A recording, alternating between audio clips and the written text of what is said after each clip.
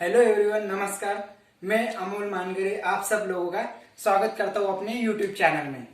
तो फिर देखिए, हम अभी हमारे 6 एनसीईआरटी के 7 चैप्टर यानी 7 अध्याय अच्छे तरीके से धूमधाम से मैं कंप्लीट करा चुका हूँ। और मतलब कि मुझे कमेंट्स भी अच्छे आए और अच्छे मैसेजेस वगैरह भी आए आप लोगों के। इसके लिए मैं तो से आपको धन्यवाद करता हूँ।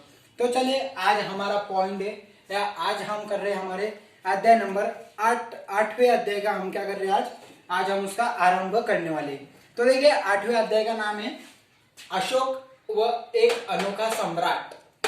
क्या है? अशोक एक अनोखा सम्राट, जिसने क्या किया था? जिसने युद्ध का त्याग किया था। और मैं आज इसका आप लोगों के सामने पार्ट 1 यानी भाग 1 का वीडियो लेकर हाजिर हूं। तो फिर देखिए, चलिए अभी स्टार्ट कर देता हूं अपना पार्ट 1।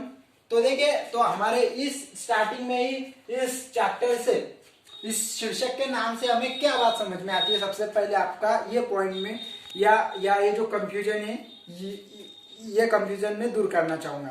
देखिए, शीर्षक का नाम है अशोक एक अनोखा सम्राट। अशोक सम्राट आप सब लोगों को पता ही है, लेकिन अभी जिन लोगों को पता नहीं, अभी उन लोगों को भी मैं अच्छे तरीके से समझाकर बता दूंगा। तो देखिए, मतलब कि अशोक सम्राट ऐसे राजा थे, ऐसे सम्राट थे जिन्होंने युद्ध का त्याग कर दिया था। अभी किस प्रकार से किया था, क्या हुआ था, इसके पीछे का कारण क्या था, ये सारी जानकारी मैं आप लोगों को इस अध्याय में देने वाला हूं। तो अभी इसके लिए सिर्फ क्या रहे, आप लोग अच्छे से जुड़े रहो और वीडियो को थोड़ा भी स्किप मत करो। तो देखिए, अभी वीडियो के स्टार्टिंग में ही अपने को अशोक सम्राट के बारे में जानना है। किसके बारे में जानना है? अशोक सम्राट के बारे में। अशोक सम्राट के बारे में। कैमरामैन अच्छा दिख रहा है? ये हैंडराइटिंग क्योंकि ज्यादा सामग्री अवेलेबल नहीं थी, इस वजह से इससे काम चलाना पड़ रहा है। देखिए, अभी अशोक सम्राट के बारे में जो जान रहे हैं हम, तो अशोक सम्राट जो थे, जिस साम्राज्य पर राज करते थे, इस साम्राज्य का स्थापन किसने किया था? चंद्रगुप्त मौर्य, जो क्या थे? उनके दादा थे। कौन? चंद्रगुप्त मौर्य। कौन? चंद्रगुप्त मौर्य। चंद्रगुप्त मौर्य क्या थे? दादा थे। किसके थे? अशोक सम्राट के क्या थे? वो दादा थे। कौन? चंद्रगुप्त मौर्य। और फिर अभी चंद्रगुप्त मौर्य ने कब किया था वो? तो फिर उन्होंने किया था 2300 वर्षों पहले। कितने? 2300 साल पहले उन्होंने क्या किया था? मौर्य वंश का जो साम्राज्य जो था, उस साम्राज्य का उन्होंने स्थापना की थी 2300 वर्षों पहले में। और चंद्रगुप्त मौर्य के एक गुरु थे, तो इस गुरु का नाम था, उनके गुरु थे चाणक्य। कौन थे? चाणक्य, जो क्या? कौटिल्य है। उन्हें क्या, उनका दूसरा नाम क्या है? कौटिल्य करके उन्हें जाना जाता है, चाणक्य को। और फिर अभी इस चाणक्य के बारे में भी थोड़ी सी आपको अगर इन डिटेल में जानकारी दे दूंगी, तो देखिए, चाणक्य बहुत ही इंटेलिजेंट इंसान माना जाता था चाणक्य को इस काल में। और देखना आप लोगों ने अभी भी बहुत सारे लोग जो क्या करते हैं, चाणक्य की जो रणनीति है, चाणक्य की जो सोचने की जो उनकी जो मेंटेलिटी थी, उन सारों को क्या करते, कुछ लोग उनकी मतलब कई सारी बातों को फॉलो भी करते हैं। इसमें से मतलब नहीं कि आप में से भी कोई हो सकता है उनकी बातों को फॉलो करने वाला। और देखिए, अभी चाणक्य किया अर्थशास्त्र में बहुत सारा क्या उनका नाम मिलता है। इसमें वो अर्थशास्त्र में उनके बहुत सारे क्या मिलते हैं? अर्थशास्त्र के किताब में उनके बहुत सारा नाम या उनका बहुत सारा परिचय आप लोगों को मिल जाएंगे। किसके? चाणक्य, कौटिल्य के बारे में। तो फिर देखिए, क्या अशोक सम्राट क्या थे? अशोक सम्राट के मैंने आपको एक क्या समझाया था कि अशोक सम्राट जो साम्राज्य पे कर रहे थे, अभी साम्राज्य का गठन कैसे हुआ था? तो चंद्रगुप्त मौर्य ने किया था, जो उनके दादा थे 2300 वर्षों पूर्व में। फिर बाद में उनके गुरु थे चाणक्य, कौटिल्य, जिनकी सहायता लेकर उन्होंने मौर्य वंश की स्थापना की थी। और ये चाणक्य, कौटिल्य का अर्थशास्त्र में बहुत सारा उनका नाम तुम्हें कभी भी देखने को मिल सकता है। और फिर अभी एक क्वेश्चन आता है कि वंश मतलब कि क्या? वंश मतलब क्या? बहुत बार सुन लिया हमने, लेकिन अभी वंश के बारे में पूरा इन डिटेल जाना है कि मतलब क्या वंश की जो मेन जो जड़ रहती है, हमें अभी उससे पकड़कर स्टडी करना है। तो देखिए वंश मतलब कि क्या, इसे कहते हैं जो क्या एक ही परिवार के लोग, क्या क्या बोल रहा हूं, देखिए गौर से सुनिएगा। एक ही परिवार के लोग पीढ़ी या पीढ़ी से क्या बन रहे हैं, वही क्या बन रहे हैं, राजा बन रहे हैं। ऐसे ऐसे लोगों को, ऐसे परिवार को क्या कहते हैं, वंश कहते हैं। जैसे अभी मौर्य वंश जो था, कौन था, मौर्य वंश की। अभी मौर्य वंश का मैं आप लोगों को कार्यकाल बताता हूँ अच्छे तरीके से। देखिए मौर्य वंश का पहला शासक था कौन, चंद्रगुप्त मौर्य। पहला था चंद्रगुप्त मौर्य। चंद्रगुप्त मौर्य, उसके बाद में आया बिंबिसार। उसके बाद में आया कौन, बिंबिसार और फिर बाद में अशोक सम्राट। मतलब कि क्या कि अशोक सम्राट के पिताजी का नाम क्या था, बिंबिसार था। क्या था उनके पिताजी का नाम, सॉरी बिंबिसार नहीं हो, बिंदुसार है। क्या है वो, बिंदुसार। मतलब क्या, अशोक सम्राट जी के पिताजी का नाम क्या था, बिंदुसार था। बिंदुसार के पिताजी का नाम चंद्रगुप्त मौर्य था। वो क्या थे, अशोक सम्राट के दादा थे। और बिंदुसार के क्या थे, पिताजी थे। तो मतलब क्या, इस प्रकार से मौर्य वंश के तीन क्या थे, वो महत्वपूर्ण राजा थे। तो मतलब इस प्रकार से मौर्य वंश के बारे में भी अच्छे से अभी आप लोगों को जानकारी मैंने दी। और फिर अभी अगला पॉइंट आता है कि मतलब अभी इस साम्राज्य का क्या था, विस्तार किस प्रकार से था। साम्राज्य था ये बात तो पता चली, लेकिन वो विस्तार किस प्रकार से था, उन्हें ये बात अभी जानना महत्वपूर्ण है। तो भाई देखिए विस्तार के बारे में अगर जानेंगे हम, तो देखिए इनमें साम्राज्य की राजधानी क्या रहती थी, पाटलिपुत्र, उज्जैन और तक्षशिला जैसे क्या थे, प्रमुख थे। कौन कौन से, देखिए मैं सबसे पहले उसे रफ कर लेता हूँ, क्योंकि अभी बहुत सारे पॉइंट्स आप लोगों को लिखाना है और ये मतलब ज्यादा ये भी नहीं मिलेगा, ज्यादा जगह पर नहीं मिलेगा। तो देखिए अभी इसका विस्तार करते समय क्या बताया गया कि देखिए इनकी साम्राज्य की महत्वपूर्ण जो राजधानी थी, पाटलिपुत्र, उज्जैन और तक्षशिला। कौन सी, पहली है पाटलिपुत्र, फिर आता है उज्जैन, फिर आता है तक्षशिला। अभी इन सारों के बारे में मैं आपको अच्छे से जानकारी देना चाहूंगा। तक्षशिला, पाटलिपुत्र, हाँ चलो ओके। तो क्या है, तो अभी देखिए तक्षशिला उत्तर पश्चिम और मध्य एशिया के भारत के जाने वाला रास्ता था। और फिर बाद में तक्षशिला क्या था, उत्तर पश्चिम से, और उज्जैन क्या था, उत्तर भारत से दक्षिण जाने के लिए। देखिए ये तक्षशिला क्या था, उत्तर से पश्चिम जाने वाला रास्ता था। उज्जैन क्या था, उत्तर से दक्षिण जाने वाला। और पाटलिपुत्र क्या थी, उसकी प्रमुख राजधानी थी पाटलिपुत्र। और अभी इन नगरों में अभी कैसे लोग रहते थे, ये भी क्वेश्चन अभी पैदा होता है अपन। तो देखिए इन नगरों में क्या, बहुत सारे व्यापारी रहते थे, बहुत सारे कृषक रहते थे, बहुत सारे पशुपालक रहते थे।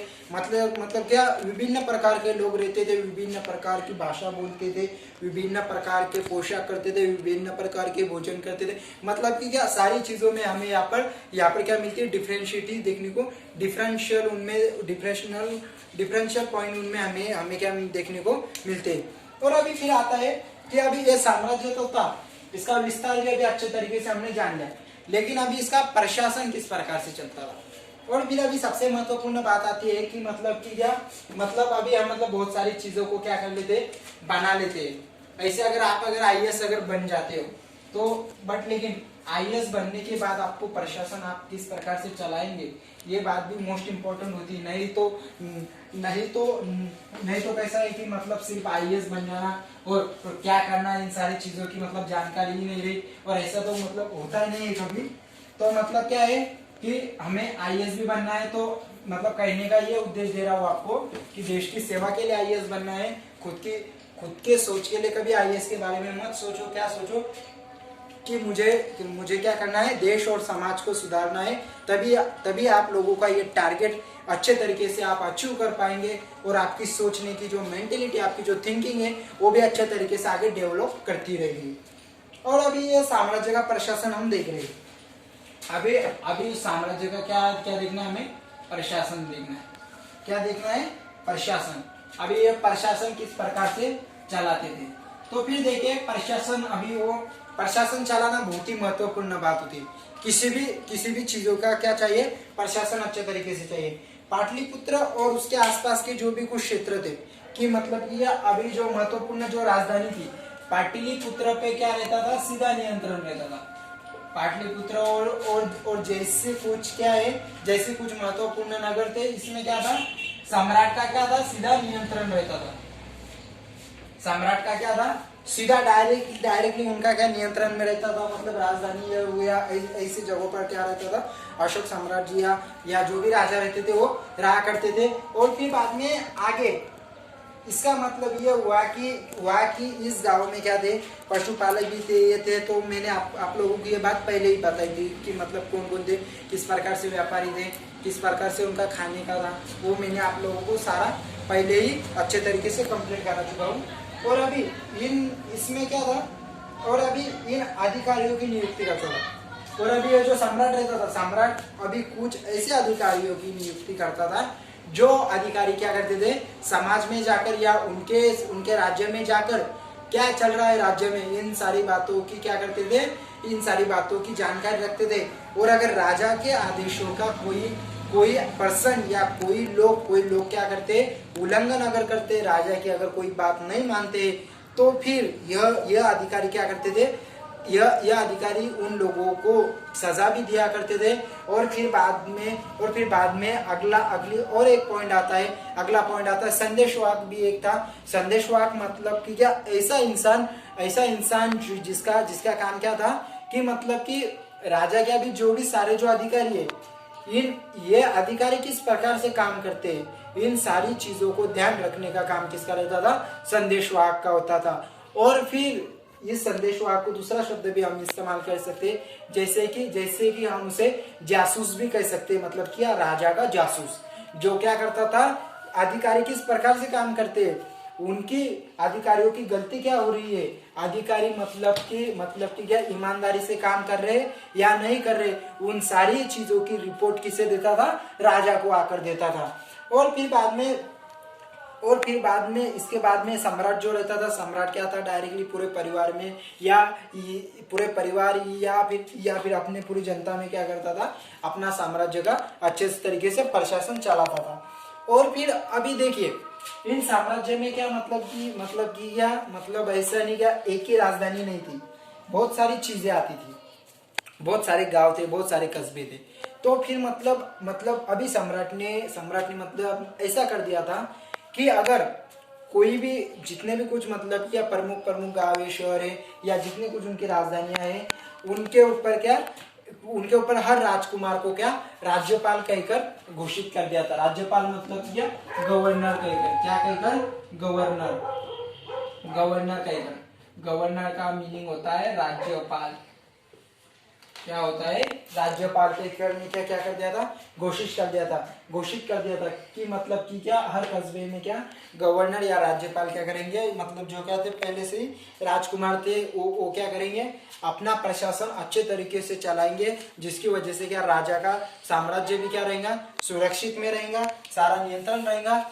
और फिर अभी सम्राट अभी क्या करते थे, बहुत सारी चीजों को क्या सुरक्षित भी रखते थे। जैसे फिर अभी सम्राट ज्यादा करके क्या करते थे, नदी और सड़क जो किनारे थे उसे क्या करते थे, अच्छे तरीके से नियंत्रण में रखते थे, मतलब कि क्या उसकी अच्छे तरीके से सुरक्षा करते थे। और फिर बाद में इसमें से बहुत सारे लोग क्या थे, बहुत सारे लोग मतलब कि अलग अलग प्रकार के व्यवसाय करते थे, मतलब कि व्यापारी थे। मैंने आपको पहले ही बता दिया कि मतलब जैसे अभी फॉर एग्जांपल में कंसिडर करना है कि अगर मतलब कि क्या कोई लोग क्या है जंगल में रहने वाले आदिवासी वगैरह, तो फिर राजा की उनसे ये मांग रहती थी कि यह जंगल में रहने वाले लोग क्या करे, राजा को मतलब कि क्या बहुत सारे फल फूल ला कर दे, हाथी ला कर दे, लकड़ी ला कर दे, मतलब क्या जंगल की जितनी सारी चीजें राजा को लगने वाली है महत्वपूर्ण के लिए, उन सारी चीजों लाने का काम किसका रहता था, इन जंगली लोगों का रहता था। मतलब क्या इस प्रकार से था मौर्य वंश का अच्छे तरीके से मतलब आपको मैंने अभी इतना तो सारा कुछ समझा दिया है। फिर भी अगर कुछ प्रॉब्लम रहती है तो नीचे कमेंट्स बॉक्स है, बिल्कुल डरना नहीं है, बिल्कुल भी कुछ ज़्यादा सोचना नहीं है। कमेंट्स में डायरेक्टली आपका जो भी क्वेश्चन है, आपको थोड़ा सा भी अगर कुछ कंफ्यूजन है, डायरेक्टली क्या कर देना है, कमेंट्स बॉक्स में उसे टाइप करके सेंड कर देना है। तो फिर चलिए, सो गाइज मैं अभी डायरेक्टली अभी अपने क्या पार्ट 2 बहुत ही जल्दी लेकर लौटने वाला हूँ। तो फिर अभी आप सब लोगों से पार्ट 2 में मुलाकात होगी, जब तक कि मैं अभी अनुमति चाहता हूँ। धन्यवाद अमोल मानगर से जुड़ने के लिए।